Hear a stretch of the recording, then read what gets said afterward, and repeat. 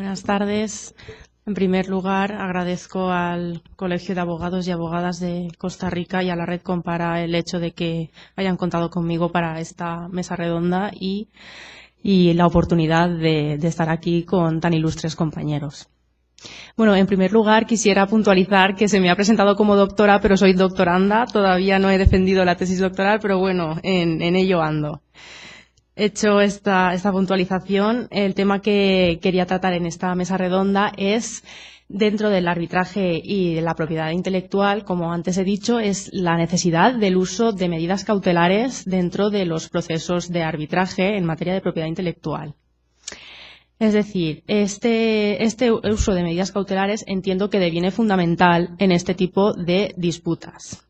Y, por ejemplo, piénsese en el uso desautorizado, en la necesidad de impedir un uso desautorizado, por ejemplo, de secretos industriales, know-how, una patente, una marca. Por ejemplo, la prohibición de otorgar sublicencias a terceros, todo porque son ilícitos. Entonces, en todos estos problemas necesitamos una rápida actuación. ¿Y cómo lograr esta rápida actuación, una actuación de urgencia? Pues el mecanismo, obviamente, en la vía judicial son las medidas cautelares, pero este mecanismo también lo tenemos en el arbitraje. Sentado esto, quisiera resaltar que el poder para adoptar las medidas cautelares está reconocido a nivel internacional tanto a jueces como a árbitros. Entonces, esto es una ventaja de que los árbitros puedan tener este poder de adoptar medidas cautelares, porque claro, un árbitro, igual que pueda adoptar un laudo, una decisión que se plasma en un laudo arbitral, ¿por qué no va a poder decidir una cosa de forma preliminar, que son las medidas cautelares, antes de resolver la decisión final a través del laudo? Bueno, pues aquí no hay controversia, ni a nivel doctrinal y jurisprudencial. No obstante, hasta la fecha sí que, bueno, hasta hace pocos años sí que se decía que los árbitros tienen carencia de imperium a la hora de adoptar esta facilidad de medidas cautelares, más que nada por su inejecutabilidad, porque no contábamos con un instrumento como el Convenio de Nueva York, la imposibilidad de adoptarla sobre terceros, etcétera. Pero ya les digo que ahora a nivel internacional se reconoce. Y prueba de ello es que la ley modelo de la Comisión de Naciones Unidas para el Comercio, para el Derecho Mercantil Internacional, la ley modelo de arbitraje comercial internacional así lo reconoce, y la mayor parte de estados siguen esta ley modelo, entre ellos España y Costa Rica.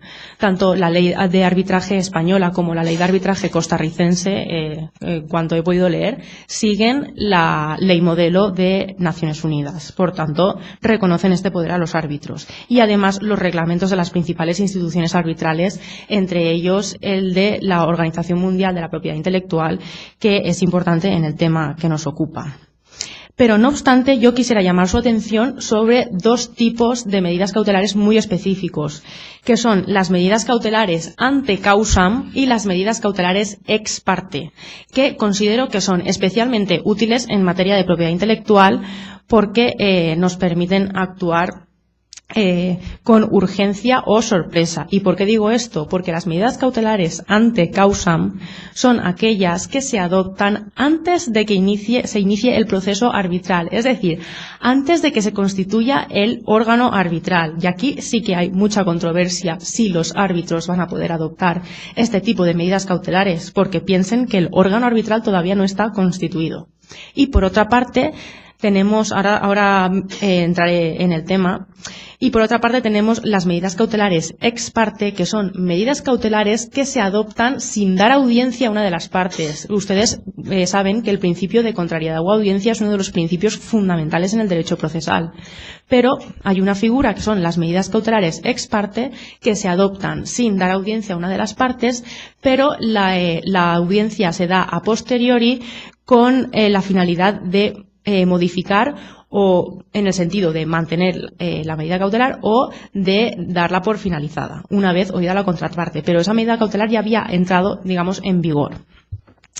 Pues bien, en cuanto a la figura de las medidas cautelares ante causam, es decir, aquellas adoptadas antes de que se inicie el proceso arbitral, o sea, ya tenemos un convenio de arbitraje firmado, ya sabemos que vamos a ir a arbitraje en cuanto surja la controversia, pero acaba de surgir la controversia, por ejemplo, las copias ilícitas de software se pueden eliminar en segundos. Entonces, en cuanto el titular de esa copia de software sabe que hay copias ilícitas de su producto y hubiese un convenio arbitral, de alguna forma pactado, o se está haciendo un uso ilícito que está fuera de ese contrato que en su momento se firmó, pues puede ver cómo el órgano arbitral podría adoptar las medidas cautelares con anterioridad a que el proceso arbitral se inicie.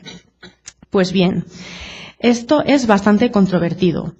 A nivel internacional, los reglamentos internacionales, por ejemplo, la Cámara de Comercio Internacional, sí que tiene en su anexo quinto las reglas de árbitro de emergencia.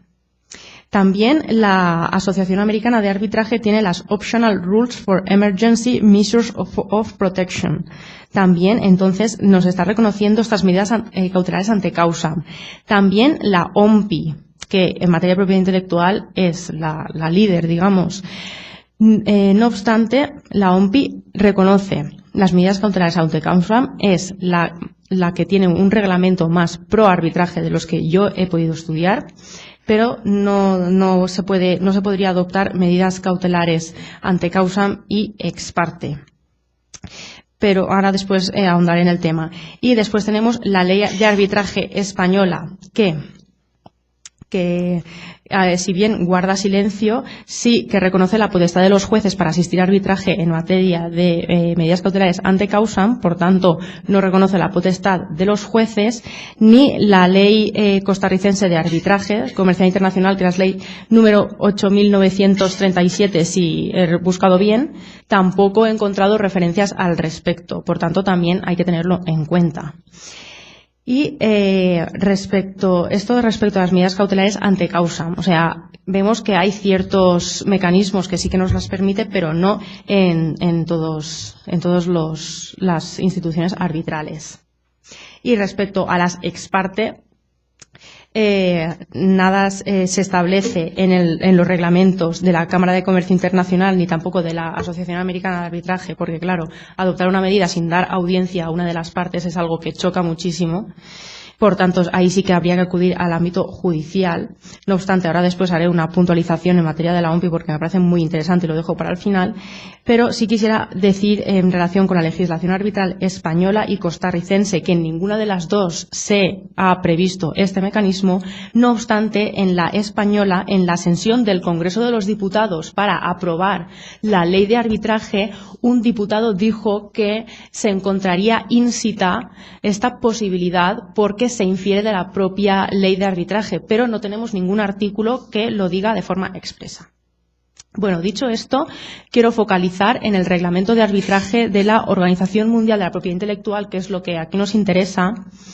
La Organización Mundial de la Propiedad Intelectual tiene unas reglas que son las Emergency Relief Rules, que no han entrado en vigor, pero fíjense ustedes, se propusieron en 1996, estamos en 2013 y todavía no han entrado en vigor, pero porque dan tantos poderes a los árbitros que les es difícil aprobarlas. Pues bien, estas medidas son tan pro arbitraje que se establece que si una de las partes acude a los órganos judiciales, todavía el árbitro de emergencia, que sería el que adoptaría las medidas cautelares antes de que el proceso arbitral se iniciara, todavía tendría poderes para adoptar medidas cautelares, aunque la otra parte hubiese acudido a la vía judicial. O sea, tendríamos ahí una duplicidad de funciones, pero establecen que el laudo arbitral sería válido y por parte de la UPI no se podría problemas. Lo que yo sí que le veo un poco más de problema sería a la hora de ejecutar ese laudo arbitral.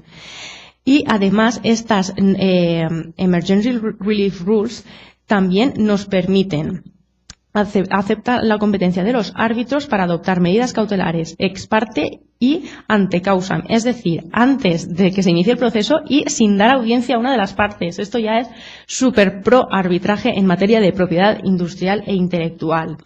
Aunque la regla general en la OMPI es que se notifiquen tanto a la contraparte como a la propia institución arbitral, a la propia OMPI, pero existe esa posibilidad siempre y cuando las partes lo pacten en su convenio arbitral. Entonces aquí el problema que yo veo es el siguiente, y después si alguien quiere dar su opinión al respecto o hacer alguna pregunta o comentario, yo encantada.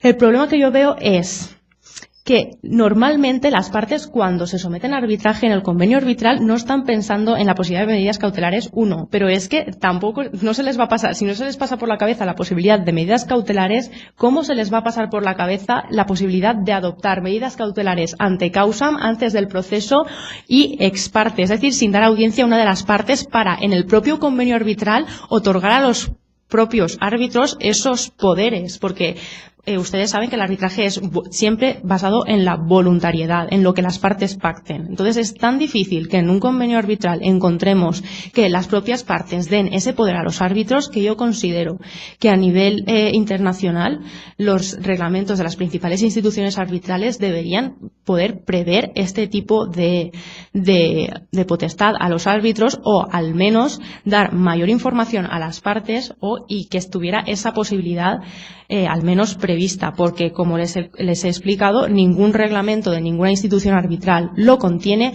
solo en la OMPI, pero ojo, esas medidas cautelares no han entrado en vigor, desde 1986 están intentando negociarse, no han entrado todavía en vigor por ser tan pro arbitraje.